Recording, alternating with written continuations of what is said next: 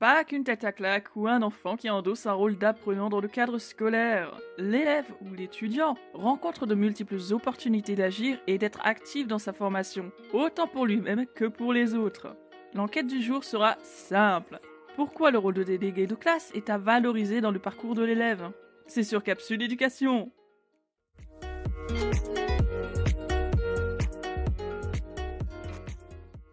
Un seul indispensable pour aujourd'hui. Parlons urne et représentation avec la semaine de la démocratie. Un événement organisé en début octobre pour prendre conscience des enjeux des élections scolaires, autant les parents que les élèves donc.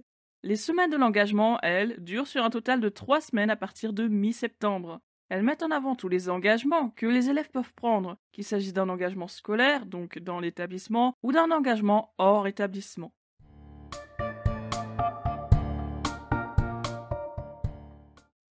Les bases d'abord, les bases. Qu'est-ce qu'un délégué de classe? Notre délégué de classe actuel, celui que l'on a généralisé en 1968 dans nos établissements, est ce que l'on pourrait appeler le successeur du chef de classe ou responsable de classe. Un titre créé en 1945 avec des attributions de départ différentes, puisque les instances réservées aux élèves n'existaient pas encore. Le conseil de classe, lui, après avoir évolué et porté d'autres noms, s'est implanté dans les établissements dans les années 1970, tandis que les conseils de la ville lycéenne se sont généralisés en 2000, et ceux du collège en 2016, en même temps que la création du parcours citoyen de l'élève. Le rôle du délégué de classe est très simple sur le papier. Il représente l'ensemble de sa classe en se faisant le porte-parole de chacun auprès des personnels enseignants et non enseignants. 2 délégués titulaires par classe, un suppléant par délégué, le tout voté en même temps, et un titre qui tient sur l'année scolaire, en principe. La notion de délégué de classe n'est connue principalement que pour le fameux conseil de classe, puisque c'est là que l'élève représentant élu fait remonter les propositions et remarques de ses camarades aux équipes pédagogiques et éducatives présentes, puis transmet les réponses à sa classe une fois le conseil passé. L'école élémentaire a ses propres délégués de classe, absolument. La vie citoyenne commence dès le CP avec la compréhension de ce qu'est l'acte civique et la démocratie scolaire, ou démocratie tout court d'ailleurs, même si forcément les attentes ne sont pas les mêmes entre le premier degré et le second degré, et que ce rôle est moins médiatisé que dans les collèges et lycées. L'enseignement supérieur a aussi ses représentants élus et étudiants, soit via les élections dans les promotions, soit via les associations étudiantes, où là, leur rôle de référence étant au-delà de l'établissement ou de l'aspect uniquement scolaire. Oh, ça c'est aussi intéressant. Saviez-vous qu'il y avait des délégués d'internat pour les établissements possédant un internat? Non? Bah ça tombe bien, parce que moi aussi je viens de l'apprendre. Et pourtant, j'ai été interne pendant 2 ans. Est-ce qu'on m'aurait caché quelque chose? À noter que les délégués d'internat peuvent parfaitement combiner ce rôle avec celui de délégué de classe s'ils sont élus. Le délégué de classe de l'enseignement agricole a quelques missions similaires à celles de son homologue de l'enseignement de filière générale, technologique ou professionnelle, avec toutefois quelques spécificités. Il participe en plus à l'organisation et au fonctionnement de l'établissement, peut agir sur la construction du règlement intérieur, la préparation de la partie pédagogique du projet d'établissement ou la définition des règles de discipline, d'hygiène et de sécurité, ou bien encore avoir son mot à dire sur l'élaboration du projet technique et économique de l'exploitation. Ce premier exercice de citoyenneté semble plus complet dans la mesure où les établissements agricoles ont des effectifs réduits et une possibilité d'action qui s'étend au-delà de la salle de classe. On note qu'ils peuvent aussi s'intégrer au Conseil national des délégués des élèves et des étudiants de l'enseignement agricole public, oh que c'est long, et au Conseil national de l'enseignement agricole. Le rôle de délégué ne s'arrête pas qu'à représenter ses camarades au conseil de classe ou à être témoin lors d'un conseil de discipline. D'autres instances lui sont bien ouvertes. Qu'il s'agisse d'enseignement public, privé ou agricole, on retrouvera quelques rendez-vous similaires et des élections d'élections, c'est-à-dire tout simplement des délégués de classe qui doivent eux-mêmes élire leurs propres délégués sur certaines instances. Outre le bureau des élèves ou des étudiants et les conseils de discipline, ils sont par exemple invités à participer à l'assemblée générale des délégués au lycée ou au conseil d'administration, aux différents comités présents dans l'établissement, au conseil de la vie collégienne ou lycéenne, ou d'autres rassemblements au niveau académique ou national. Et les éco-délégués, vous en avez déjà entendu parler?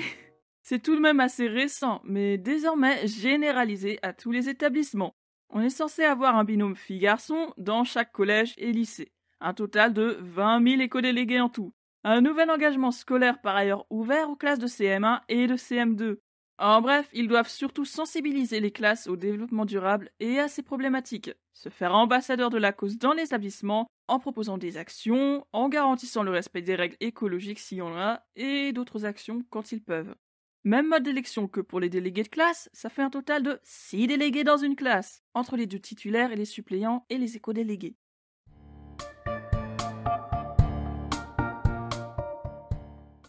Être délégué de classe, toute une procédure et un caractère officiel que l'on se doit de respecter. Avant les élections, un temps d'échange et d'information doit impérativement avoir lieu dans chaque classe pour informer sur le rôle de délégué, les missions sur l'année, bref, une réunion pour motiver les troupes.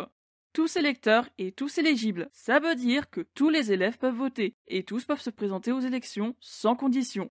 Au passage, il n'est pas fait mention d'une quelconque obligation de parité dans ces élections. Alors même si élire un binôme paritaire reste plutôt sympa pour représenter toute la classe et pour donner une chance à chacun de briller dans ce rôle, non, ce n'est pas une obligation, contrairement à l'élection des éco-délégués. Tout est fait pour donner à ce traditionnel moment réservé au début d'année un aspect officiel, histoire d'initier à la démocratie en passant par l'engagement scolaire. Petite exception quand même par rapport à une élection politique, les candidats ont le droit de se déclarer candidat le jour même de l'élection. Ah, ça oui, ça change un poil de l'élection politique. D'ailleurs, peut-on réellement parler de démocratie dans une classe?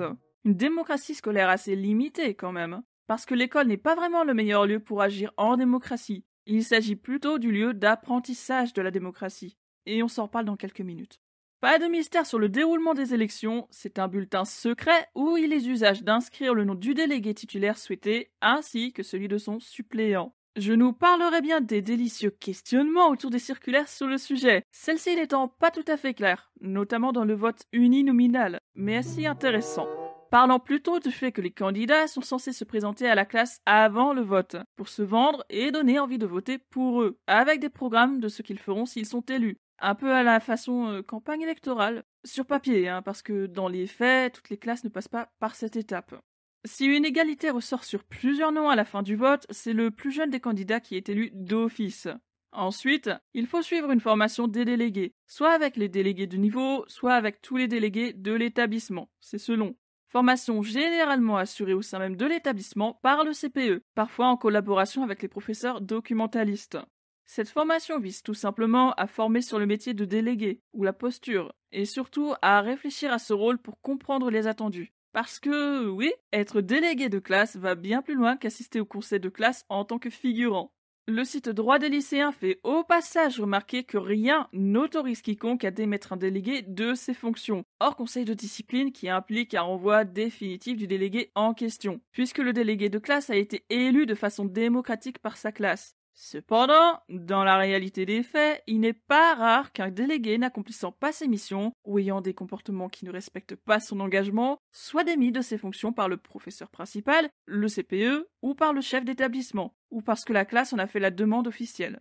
Destitution impossible, mais démission possible. Eh oui, ici se posent les limites de cette fameuse démocratie, parce qu'au final, c'est le rôle de délégué de classe qu'on interroge.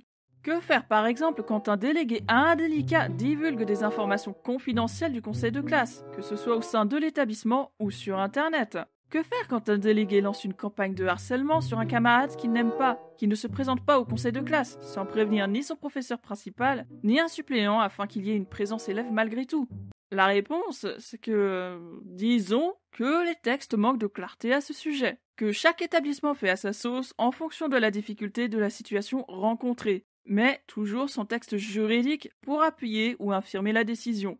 Et en même temps, le délégué de classe n'est qu'un représentant élève dont le rôle sera limité sur l'année, et destituer un élève qui n'a pas l'attitude attendue n'a rien d'un abus de pouvoir, dans la mesure où les personnels gardent quand même l'autorité sur la classe, et où les élèves obéissent au cadre scolaire. Faudrait-il laisser ces délégués en place pour apprendre au reste de la classe que c'est la démocratie, et qu'ayant voté pour ce candidat, ils doivent assumer leur choix même si c'est le mauvais?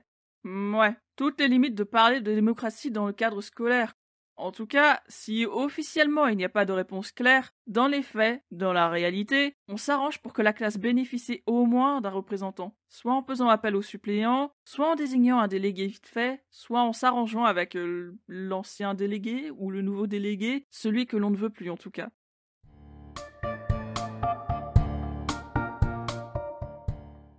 Pas juste un acte de présence et une oreille attentive à prêter au conseil de classe ou au conseil de discipline. C'est tout un rôle que le délégué a entre les mains, tout un panel de possibilités qui s'offre à lui pour agir en tant que futur citoyen, dans la vie de l'établissement, dans le projet d'établissement et au-delà même de son engagement scolaire.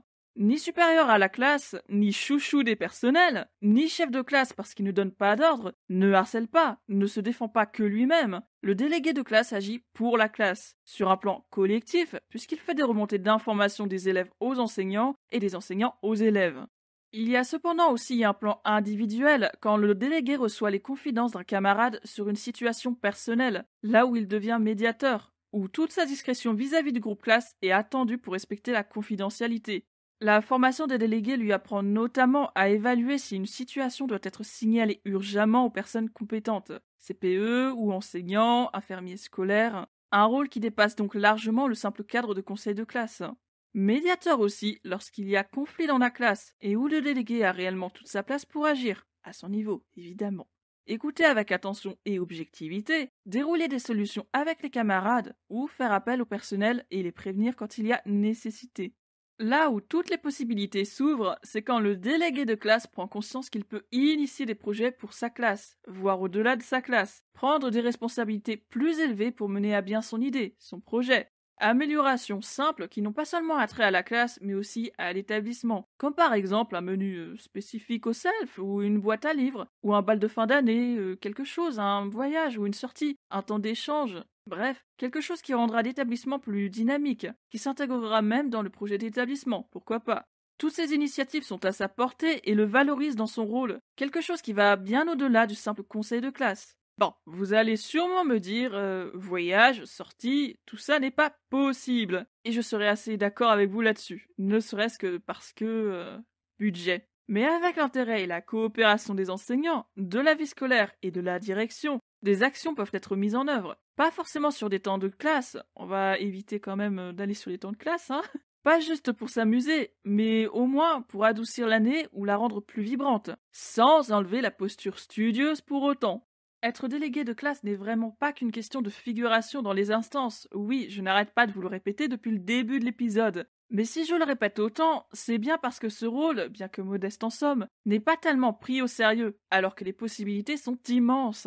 Pas infini parce que temps, parce que budget, parce que le rôle de l'élève est d'être élève avant d'être délégué, mais quand même, il y a des choses à faire, des opportunités à saisir pour la classe, et pour le délégué en lui-même. Avec ce rôle, il peut créer ou contribuer à créer une dynamique de groupe où la vie dans l'établissement permet à chacun d'être soi, ou au moins d'apprécier le temps passé entre les murs tout en restant dans le cadre élève.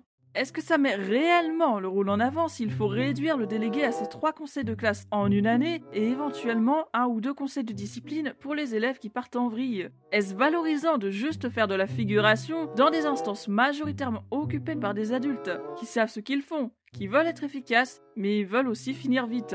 Quelle place donner aux délégués dans ce cas?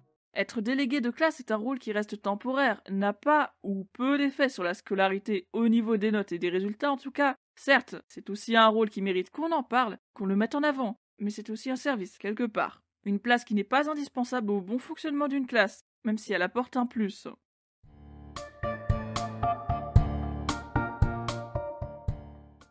Faut-il encore qu'on les trouve, nos délégués? En effet, de plus en plus de CPE et d'enseignants déplorent sur Internet ou ailleurs des réunions d'information qui ne suscitent pas de vocation, des candidats très peu nombreux dans les classes, quand il n'y en a pas du tout. Des classes sans délégués existent bien dans des établissements. Ceci dit, est-ce vraiment une bonne nouvelle? Non, parce que la communication est moins bonne, ne serait-ce que parce qu'il manque un porte-parole élève. Oh oui, bon, ils peuvent bien parler pour eux-mêmes, mais auprès du professeur principal, auprès du CPE ou de la vie scolaire, auprès même de la direction ou de l'administration, ce n'est pas aussi simple de se dire porte-parole d'une classe et d'exposer un problème, une demande, si l'on n'a pas été élu, ou même juste pour transmettre des informations des uns vers les autres. C'est pour ça que ce rôle pas indispensable trouve quand même beaucoup d'intérêt, mine de rien. Dans ces difficultés à trouver un candidat, il semblerait que les lycéens de bac professionnel soient le plus touchés, un public plus difficile à motiver. Est-ce parce qu'on y envoie des élèves qui ne souhaitent pas forcément aller en bac pro, ou parce qu'ils se font marcher sur les pieds quotidiennement par tous, et n'ont donc pas forcément envie de s'impliquer dans une institution qui les voit comme une filière poubelle? Un peu, sûrement, Mais il y a aussi les PFMP, les périodes de stage en milieu professionnel, les stages donc. Avec des semaines entières passées dans une entreprise, trouve-t-il l'envie ou le temps ou la motivation de devenir délégué et de s'impliquer pour la classe? Même question pour les BTS dans l'enseignement supérieur, ayant des années plus courtes du fait des examens en mai et des périodes de stage aussi. Du fait de ne pas être disponible sur toute l'année, ces élèves voient peut-être moins l'intérêt de se porter candidat. Précision quand même pour la filière poubelle, bien sûr que ce n'est pas une généralité. Bien sûr que tout le monde ne crache pas sur le bac pro et ses élèves. Mais soyons honnêtes quand même, le public n'est pas chouchouté non plus, ni par les regards extérieurs, ni par la politique. Alors dans ces conditions, oui, s'impliquer dans la vie de son établissement quand on est en bac pro ou en CAP, c'est difficile. Surtout quand on a conscience de cette faible considération portée à la filière. La question serait alors de savoir comment agir pour détromper toutes ces mauvaises langues. On se garde ça pour un prochain épisode, allez. C'est aussi là qu'on assiste à un drôle de paradoxe. D'un côté, nos élèves s'engagent volontiers dans des actions civiques, des actions revendicatrices, des engagements où ils peuvent faire entendre leur voix. Bref, tout ce qui peut faire appel au volontariat. Mais de l'autre côté, ils ne saisissent pas la possibilité de s'impliquer dans leur établissement, dans leur classe plutôt. Être délégué de classe, non, mais être éco-délégué, être rédacteur de son journal, être engagé dans des manifestations, des pétitions et des boycotts, oui, ils le font avec force, avec brio, avec conviction, juste pas dans la classe. S'engager parce qu'il faut un délégué ou s'engager parce qu'ils ont la conviction d'être utiles pour eux et pour leur cause.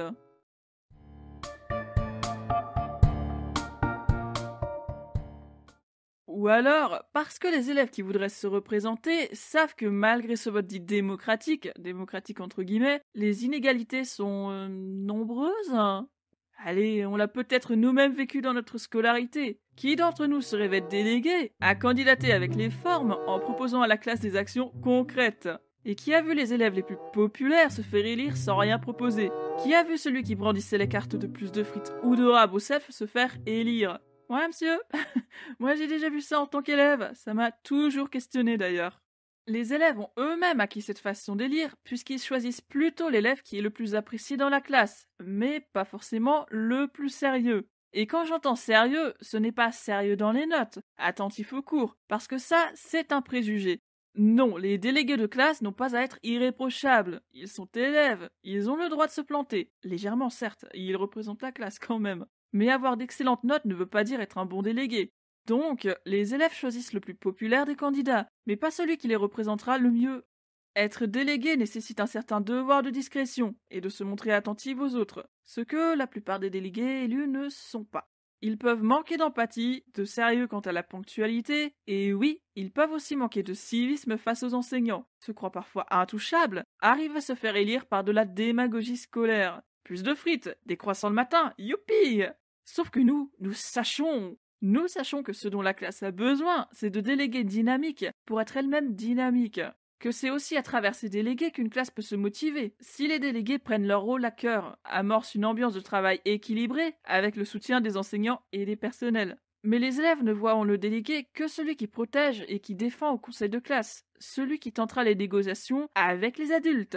Par ailleurs, ces inégalités qui font qu'on va naturellement choisir le plus populaire, donc le plus charismatique, font aussi que ce sont ces jeunes gens charismatiques déjà élus une fois qui seront réélus l'année suivante. Une étude sur l'engagement scolaire rendue par le Centre national d'études des systèmes scolaires rapporte que les places de délégués ne sont pas forcément bien réparties entre les élèves, et que plus d'un tiers des délégués tiendra ce rôle sur plusieurs années. Et qu'au passage, les inégalités touchent aussi les autres instances. La maison des lycéens, le journal de l'établissement, ces engagements scolaires sont souvent occupés par les mêmes élèves.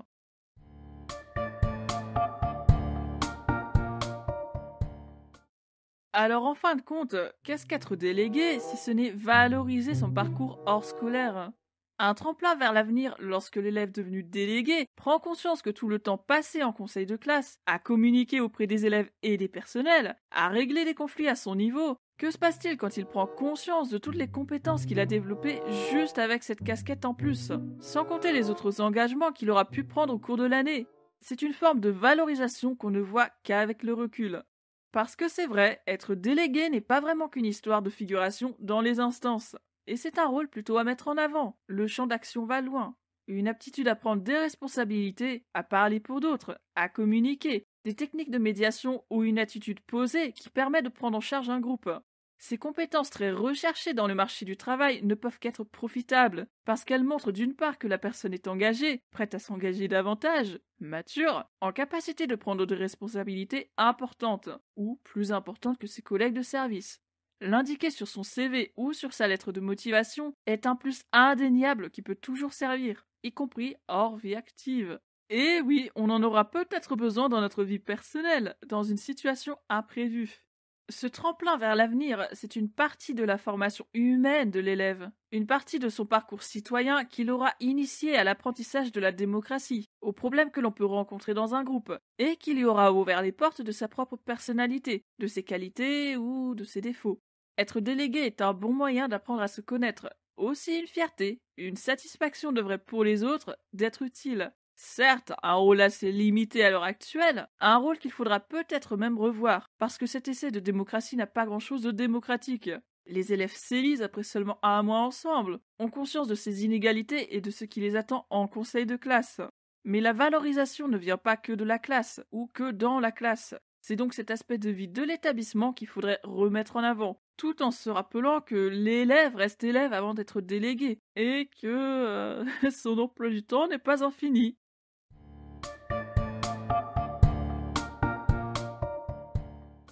À l'école élémentaire, personne n'a jamais voté pour moi. Et puis, début de harcèlement scolaire, tout ça.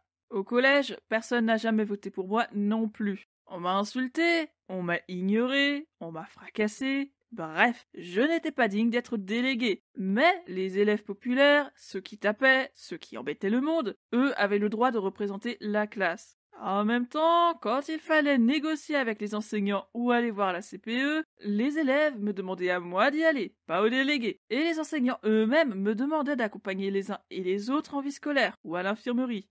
Au lycée, j'ai définitivement arrêté d'y croire et je ne me suis jamais représenté depuis. Puis bon, j'habitais loin de mon lycée, je n'en pouvais plus les cours, alors aurais-je été la mieux placée pour remplir ce rôle efficacement. BTS similaire au lycée, moquerie en plus. Est-ce que ça m'a empêché de m'impliquer dans l'établissement? Ah que non, parce que les élections d'éco-délégués n'étaient pas encore généralisées et qu'il s'agissait de volontariat. Alors, sur un petit coup de tête, je me suis porté volontaire pour être éco-délégué. J'ai pu assister à des commissions, à des réunions, proposer des actions, m'engager comme je le voulais dans l'établissement, à défaut de m'engager dans ma scolarité. Être élu n'est pas la seule façon de s'engager, même si j'en doutais au départ.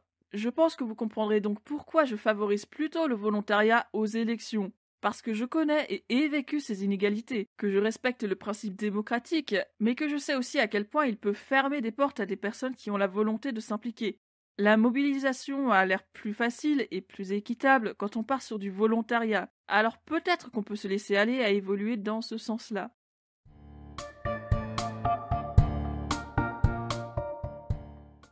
Au final, le rôle de délégué n'est pas aussi simple que ce qu'on croit. Et ce n'est plus un rôle à prendre à la légère, parce qu'au-delà de l'implication dans la classe ou l'établissement, c'est toute une expérience qui se forge par l'action, par les compétences que l'on développe, le plus souvent sans s'en rendre compte. Une scolarité active avec une formation citoyenne déjà forgée, des compétences pour l'avenir. Mais je me demande quand même, n'y a-t-il pas d'autre façon de permettre aux élèves de s'engager dans la vie de l'établissement sans les y forcer?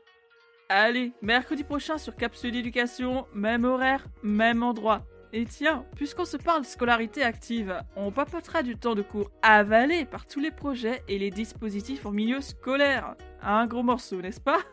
Portez-vous bien et ne baissez pas les bras.